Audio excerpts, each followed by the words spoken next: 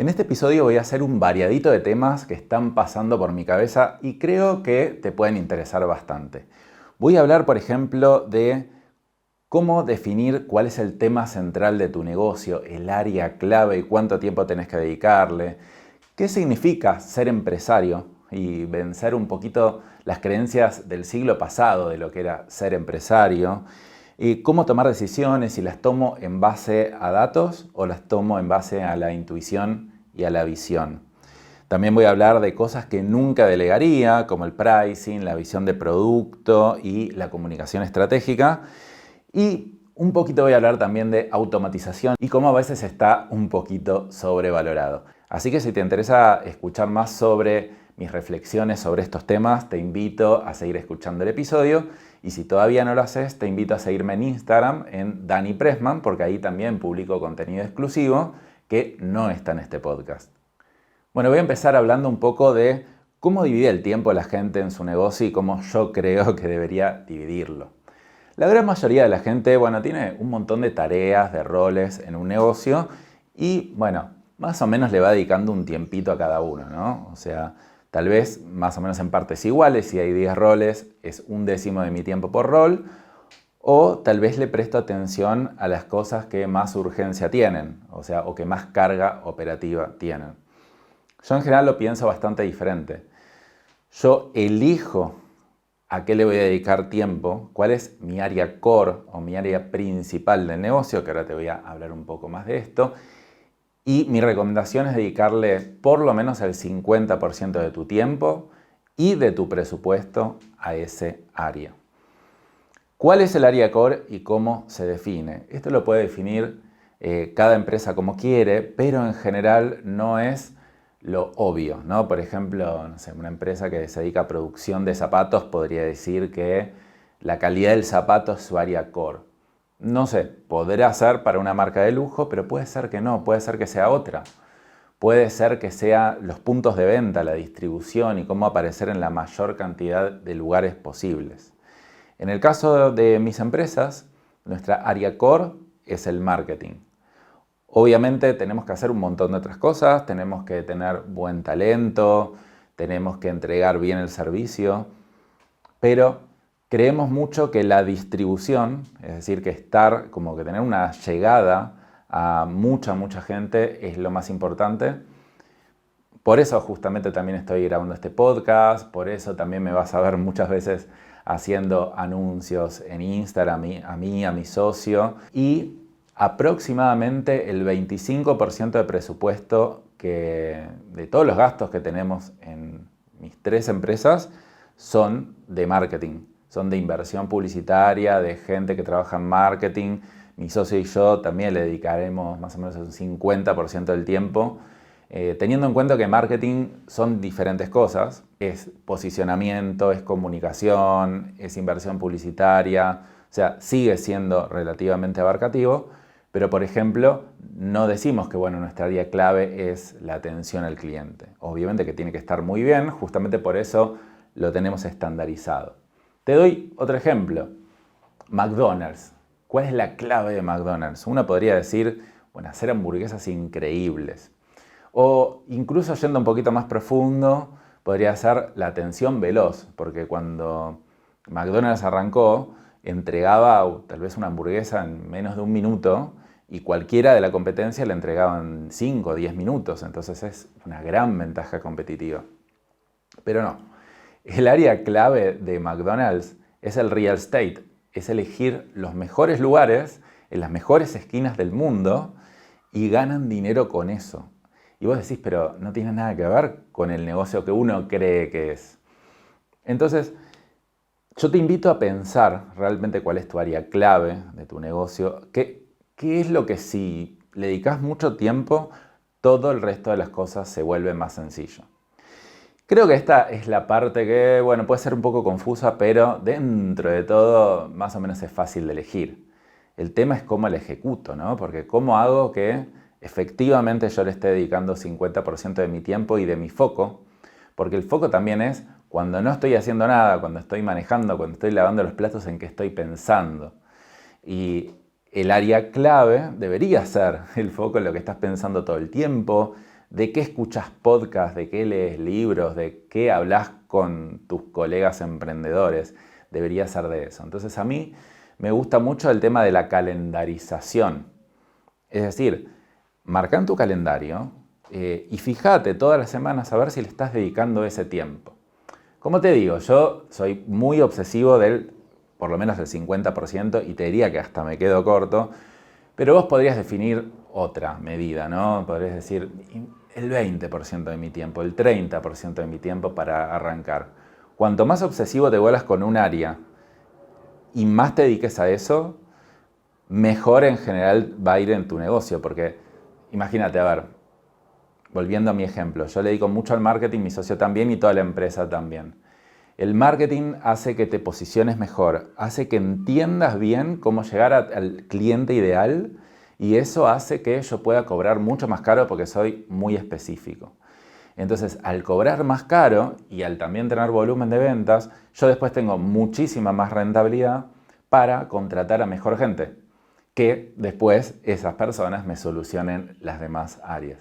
Así que bueno, te dejo para que reflexiones un poco a qué le estás dedicando tiempo, cuál es tu área clave, cuánto tiempo le quisieras dedicar a ese área clave y cómo vas a hacer un proceso de transición para lograrlo. El otro tema que quería charlar es qué es ser empresario y cómo volverse empresario. Pero para volverte empresario tenemos que tener una definición, ¿no? Y para mí es como, viste, que empezó a ser bastante obvio que es ser empresario porque vengo hablando hace tanto tiempo. Entonces yo decía, como en mi cabeza yo lo tengo claro y asumo que los demás lo tienen claro, pero no necesariamente es así. De hecho, pueden haber distintas definiciones de lo que significa ser empresario. Y esto me di cuenta en una charla que tuve con un alumno, con Andrés, que hablamos y él me decía, no me considero empresario. Y yo decía, no, pero ¿cómo puede ser, Andrés? Si vos tenés, no sé, más de 10 personas trabajando con vos, la verdad que tenés bastante delegado todo, estás facturando como $40.000 por mes, o sea, ¿de verdad que no te considerás empresario? Y él me decía, no, porque en mi cabeza, para mí ser empresario es una corpo, ¿no? Como que, viste esos edificios vidriados, esas torres de 50 pisos, tener tipo más de 1.000 empleados, eso para él significaba ser empresario. Y está bueno tener esa definición, y yo te voy a dar la mía. Y después compararla con la que tenés vos. Incluso si querés, podés pausar un segundo este episodio y pensar, ¿qué es para vos ser empresario? Bueno, para mí, ser empresario es tener un negocio que tenga sistemas y funcione bastante sin vos, bastante sin el dueño. A ver, lo ideal de ser empresario al 100% es que, bueno, funcione prácticamente sin necesitarte, pero yo considero que uno es empresario cuando uno ya está prácticamente nada en la parte operativa, muy poco, ¿no? Donde sí comunica la visión, sí charla con los líderes, dirige, pero, por ejemplo, una buena medida es me puedo ir de vacaciones y mi negocio sigue funcionando. Tal vez 2 semanas, 3 semanas, un mes. Puede ser que tenga que hacer algún que otro llamadito, pero la verdad que sigue funcionando porque es un sistema. Casi es un activo. Entonces, esto puede pasar teniendo 3 empleados, 5, 10, no hace falta que sea tanto. Ahora, hay otras personas, que yo he conocido empresas de 2.000 personas, donde el dueño para mí no era empresario. Era el que estaba firmando los cheques para ventas o compras muy chiquititas. Y yo digo, wow, o sea, en teoría es una corporación, es una empresa bastante grande, bastante conocida acá en Argentina. Y para mí esa persona no es un empresario, porque no funciona la empresa sin que él esté adentro. Entonces, el tener sistematizado, el tener delegado, el tener tiempo libre y dedicar tu tiempo, para mí, el empresario le dedica tiempo a la visión, le dedica tiempo al networking estratégico, a hablar con otras personas, colegas, va a sesiones de networking como de Vistage o de EO, que son diferentes organizaciones que juntan a gente, a empresarios, a planificar el año, a hablar con los líderes y ayudarlos y coacharlos a crecer. Obviamente alguna que otra cosa operativa puede tener que hacer, pero es menor, es excepcional en general. Así que bueno, esta es mi idea de lo que es ser empresario. Este podcast se llama De Emprendedor a Empresario. Entonces está bueno definir qué significa.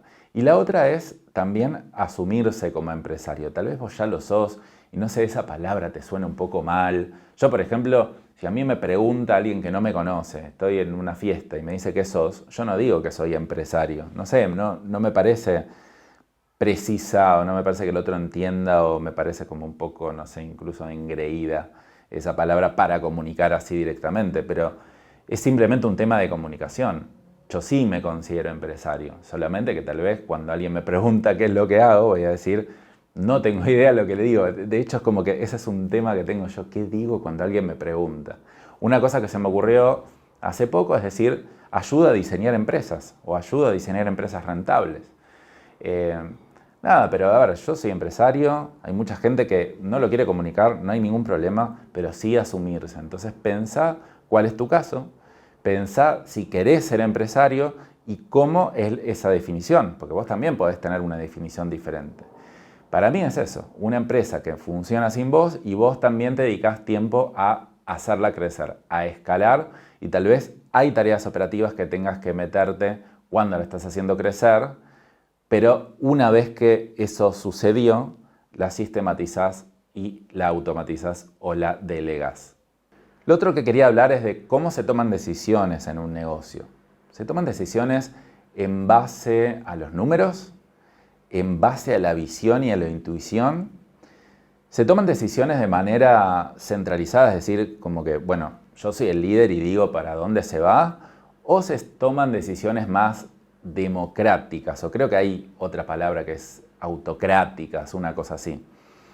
A ver, yo te voy a decir mi opinión, he conocido diferentes formas. Yo soy muy al estilo Steve Jobs, ¿no? Como que hay una visión, hay algo que tiene que dirigir, que tiene que tener una visión extremadamente clara y eso tiene que ser bajado por el dueño del negocio. O sea, cuando se empiezan a diluir y todos empezamos a colaborar en lo que debería ser la visión de la empresa, se empieza a volver un Frankenstein.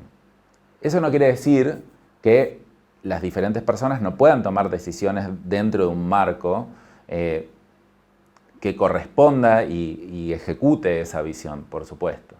Pero bueno, me desvío un poco del tema. ¿Cómo se toman decisiones? ¿Por número o por visión? Porque acá estoy hablando solamente de la segunda parte.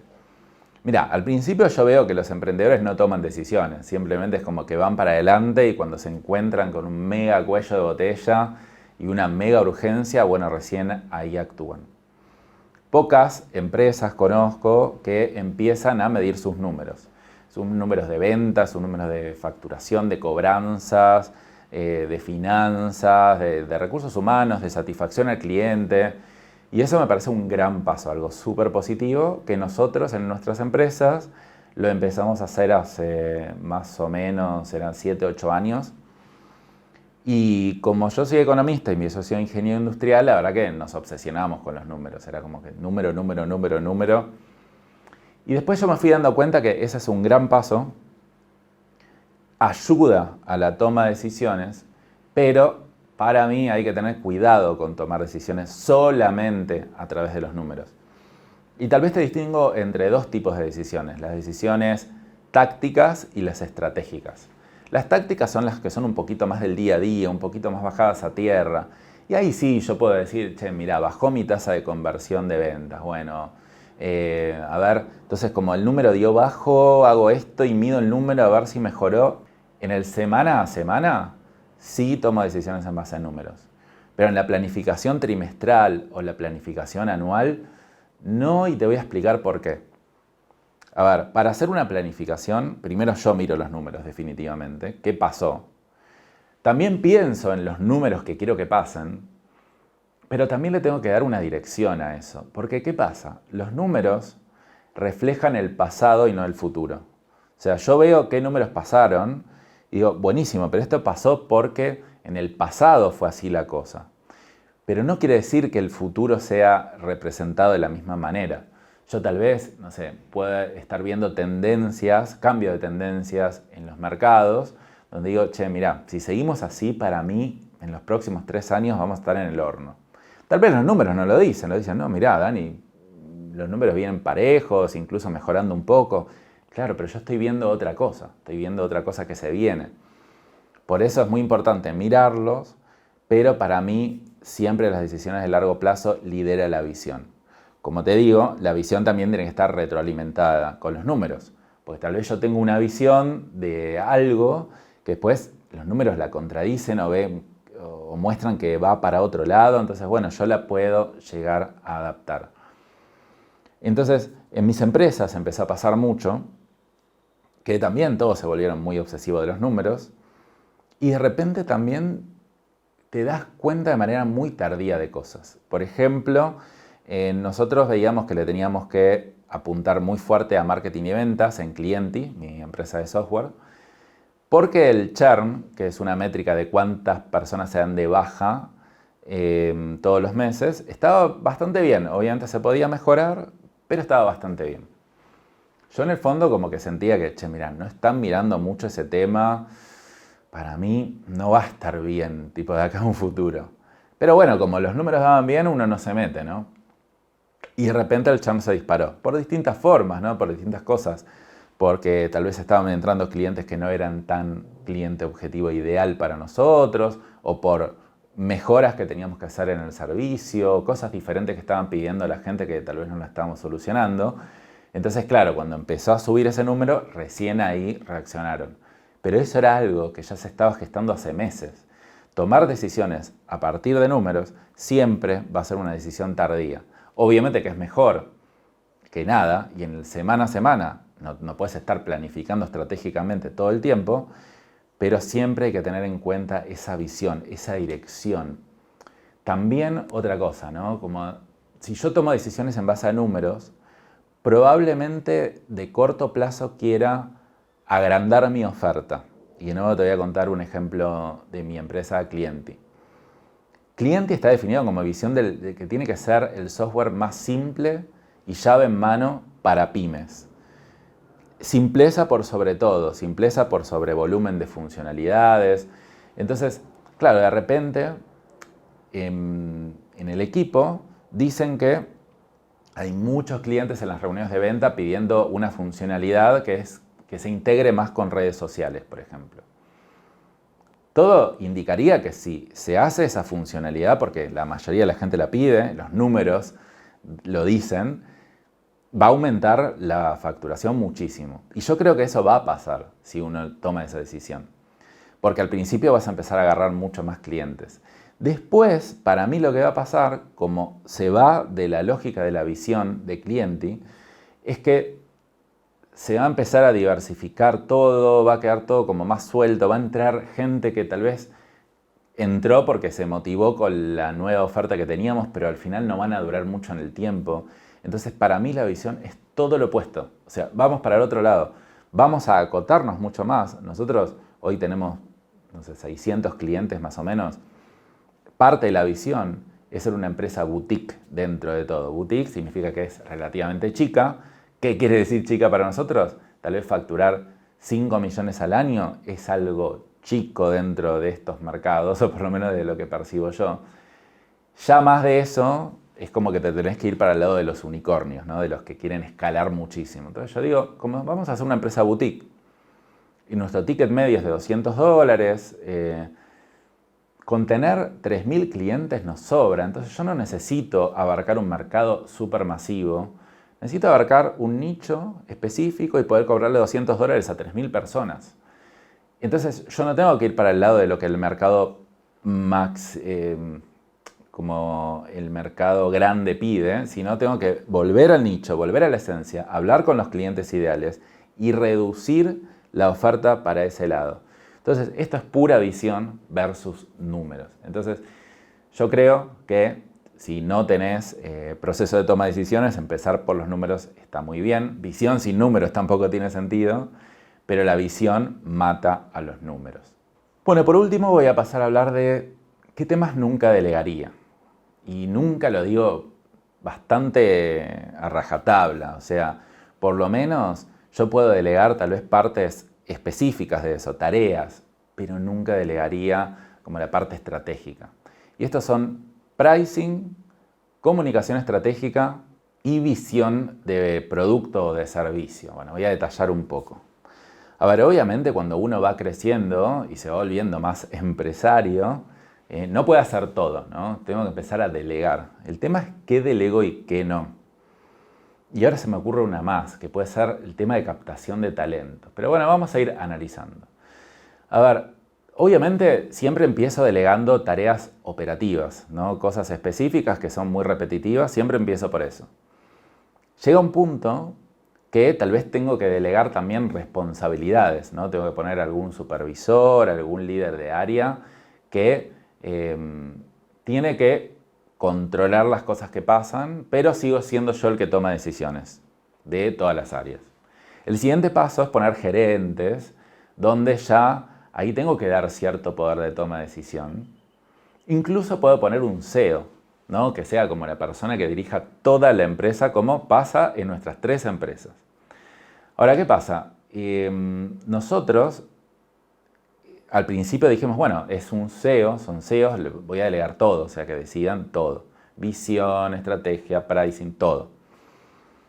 Y después empezamos a ver que, mira, hay distintos tipos de CEO, tampoco somos una multinacional, no somos Microsoft, no somos Apple, tampoco sé cómo funcionan ellos, no sé si el CEO obviamente tiene mucha más autonomía, pero hay cosas que son como muy difíciles de ver y de direccionar.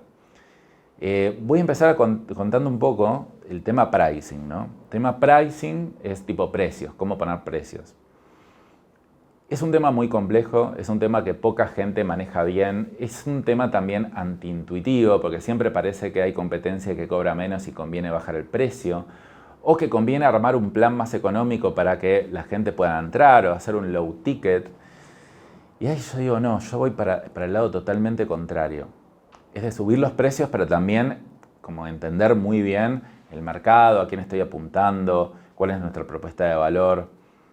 Entonces es como que yo creo que dejamos nosotros bastante estricto el tema de precios en cuanto a delegación. Obviamente los CEOs podían tomar mínimas decisiones, pero no en cuanto a grandes cosas. Por ejemplo, en un momento quisieron el precio de cliente y mínimo, que yo lo había puesto, era $100. Quisieron hacer una versión de $50. Está prohibido. ¿Y por qué? Porque es lógico lo que uno puede pensar. Voy a hacer una versión de $50 para gente que tal vez tiene la necesidad de un solo usuario y que de hecho no iba a contratar a cliente, o sí, pero muy pocos. Entonces yo digo no, porque sabes que yo quiero que fuercen su cabeza para el lado opuesto, fuercen su cabeza para ver cómo capto más clientes que paguen más, cómo tengo que redirigir mi mensaje y también cómo tengo que mejorar mi producto para que eso se pueda dar de esa manera. Entonces eso veo que es algo extremadamente difícil de entender para el otro y por lo tanto termino siendo yo quien decide pricing a pesar de tener más de 50 personas trabajando en mi empresa. El otro es el tema de comunicación estratégica, ¿no? O sea, también tiene que ver con marketing, tiene que ver con posicionamiento, tiene que ver con buyer persona o con cliente ideal. Yo no dejo que la gente en mi equipo elija el cliente ideal. Sí tenemos charlas, sí lo reevaluamos, tomamos insight, vamos viendo cómo cambió, pero siempre el cliente ideal se tiene que mantener como bastante específico, porque si no, después nos empezamos a desviar, como te comenté antes, por que el mercado pide tal cosa. No, al contrario, es tan difícil de entender lo específico que hay que hacer. No solo eso, sino que también yo hago que sea obligatorio que todos, absolutamente todos, tomen reuniones con clientes para que lo entiendan. No solo lo defino, sino que tienen que entenderlo bien profundamente. Si eso pasa y la comunicación de marketing va dirigida a captar esos clientes y la entrega del servicio va dirigida a mejorarse para que se satisfagan esos clientes y no otros, en general yo sé que eso es algo muy difícil de ver, que no hace falta tanto tenerlo tan así estricto a corto plazo, pero a largo plazo sí va a ayudar muchísimo a hacer crecer. Y después el tema de visión de producto, que tiene bastante que ver con el punto anterior, que es definición de cliente ideal, pero es como, a ver, el producto tiene que ser de esta manera. Tenemos que dar, no sé, Uno puede decir, tengo que dar la mejor calidad de todo. Yo no, yo digo, tiene que ser un producto muy acotado y muy estandarizado para que dentro de eso sea una extrema calidad. Yo lo pienso más como un McDonald's, como un Starbucks, ¿no? No lo pienso como un producto de elite que sea el mejor del mundo, sino que pienso que sea muy bueno para un público específico de personas y que además tiende a ser estandarizado, porque viste cuando hay algo muy muy bueno, que tal vez es de lujo, puede llegar a pasar que a veces uno lo entrega bien y otras veces no. O sea, es como de repente tengo, no sé, si uno tiene locales, está bien, vos querés ser de lujo en todos, pero si al final no pasa en la práctica y no atienden bien, entonces yo prefiero hacer algo estándar, de buena calidad y diferenciarme mucho por la estrategia que le meto dentro del producto o el servicio. Entonces esa es otra cosa que, si bien la gente puede opinar de pequeñas aristas o pequeños cambios, en general la dirección la pongo yo. Y por último, hay un tema que, bueno, había dicho que era la última en la anterior, pero me había olvidado de este tema, que es para mí que la automatización está sobrevalorada. Es decir, hubo varios casos que tuve reuniones de venta con gente en general muy joven que me dice, yo quiero automatizar mi negocio o delegarlo para pasar a crear otras cosas. Y después le pregunto, bueno, ¿cuánto facturás? Me decía $1000. Y no es la etapa para nada de automatizar.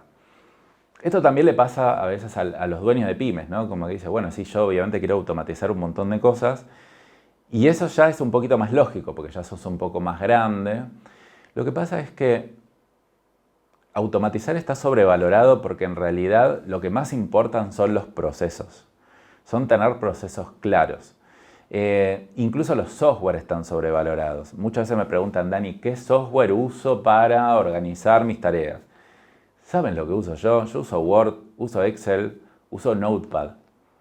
O sea, sí es verdad que en mis empresas usamos algunos más, sí, pero el software es algo secundario. El software es algo que surge en general por un proceso bien armado, que funciona en Excel, que funciona en Word, y yo simplemente le quiero dar un plus, ¿no?